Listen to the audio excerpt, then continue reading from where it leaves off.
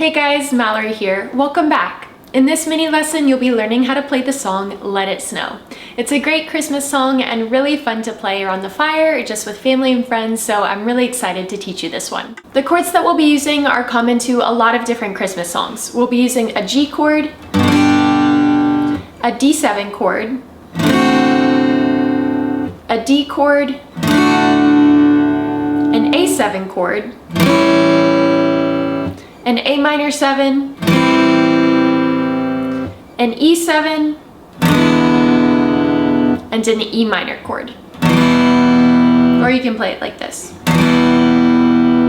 Now the strumming pattern we'll be using actually works for a lot of Christmas songs, so it's really good to learn this one. It sounds like this: down, down, up, down, up. Now if you're playing it over and over again, it would sound like this: down, down, up, down, up, down, down, up, down, up, down, down, and so on. So let's start with verse 1. We'll play a G chord on the word weather, and that's just for 2 beats. We'll finish out the measure with a D on the word outside. So 2 beats on G, 2 beats on D. Then we'll go back to the G on the word frightful, and that's for 1 full measure. The next line follows the same timing as the first one, just with different chords. So we'll play a D chord on the word fire. That's for 2 beats, and then we'll switch to the A7 on the word so, and then just go back to the D on the word delightful. It's on like the back end of the word delightful. Now moving on to the next line, we'll play an A minor 7 on the word since. You can play an A minor if that's more comfortable for you. I'm just trying to keep it simple and easy because after that, we'll play that for 2 beats. Then we switch to the E7 on the word place. And if you look at your fingers, an A minor 7 and an E7 look really similar. So with the A minor 7, it'll be a smoother transition to the E7 after that. Now this also has the same timing as the line before, so after those 2 beats, we'll go back to the A minor 7. Finally, to finish out that line, we'll go to the D7 on the word snow, play that for a bar, and end with a G for a bar on the word snow as well. Okay, so let me play it all together for you, and that way you can hear what it sounds like.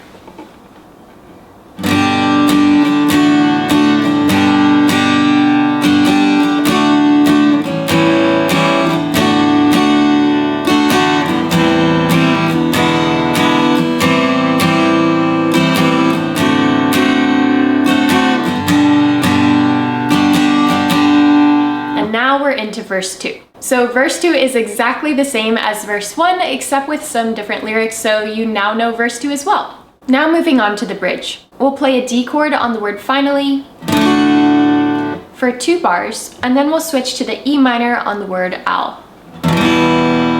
Now that's just half a measure or 2 beats, so it's a quick switch from the E minor to the A7. After you play the A7 for 2 beats, you'll switch to the D on the word storm. The good thing about these quicker chord transitions is that we actually have anchor fingers, meaning we don't have to move all of our fingers, we can actually leave 1 or 2 down. This will make for some easier and smoother chord transitions. I'll show you what it looks like. So if we're on the E minor, you can actually leave your 2nd finger down and then just put your 3rd finger under it for the A7. When it's time to change to the D, all you have to do is just move that ring finger up a fret. It's solid, planted, keeping you anchored down, and then you can put your 1st and 2nd fingers down.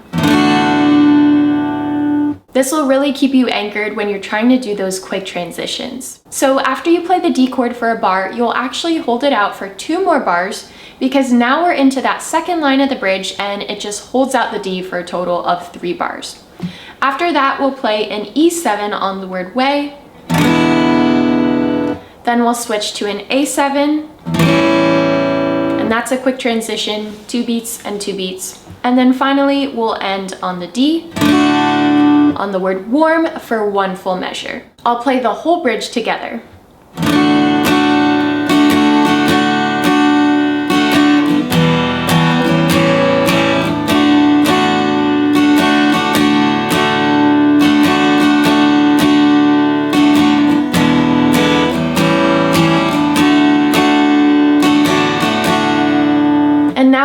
verse 3. So verse 3 actually just repeats verse 1 and verse 2, so now you know the whole song. A quick tip, when you're doing those quick chord transitions that are just 2 beats each, I would recommend just doing the first part of our strumming pattern.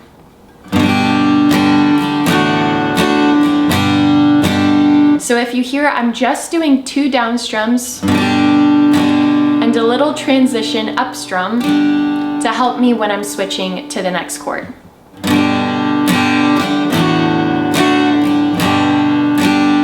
So that up strum, even though it's minor and little and it seems like it doesn't really matter, it makes a big difference because it helps you transition from one chord to the next a lot smoother.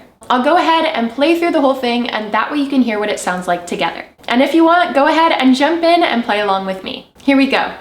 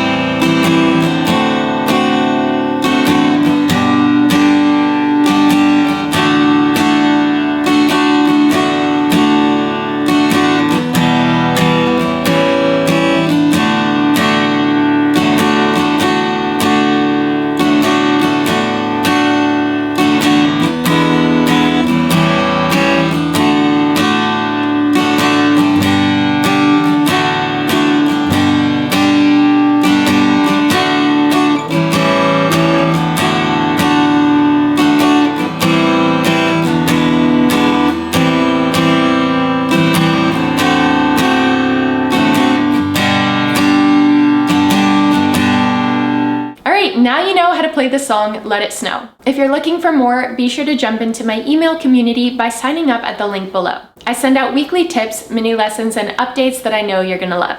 All right, that wraps up this lesson for today. I'll see you in the next one.